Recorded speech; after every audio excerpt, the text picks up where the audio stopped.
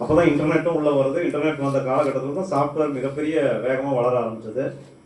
Software துறை வளரக்கூடிய காலகட்டத்தில் யாரெல்லாம் சாஃப்ட்வேர் துறையில் வேலைக்கு போனாங்களோ அவங்கெல்லாம் வெற்றியாளர்கள். அவங்கெல்லாம் மிகப்பெரிய வெற்றியாளர்களாக போனாங்க. 50,000லேருந்து 5 லட்சம் வரைக்கும் சம்பளம்.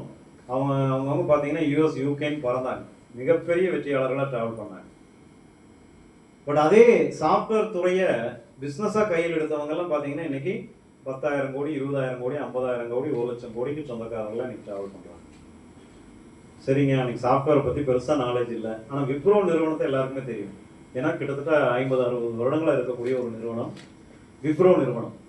விப்ரோ நிறுவனத்தினுடைய ஷேர் மட்டுமே 28 வருடங்களுக்கு முன்னால் 1 லட்சம் ரூபாய்க்கு வாங்கியிருந்தீங்கன்னா இன்னைக்கு உங்களுடைய சொத்து மதிப்பு 445 கோடி ரூபாய்.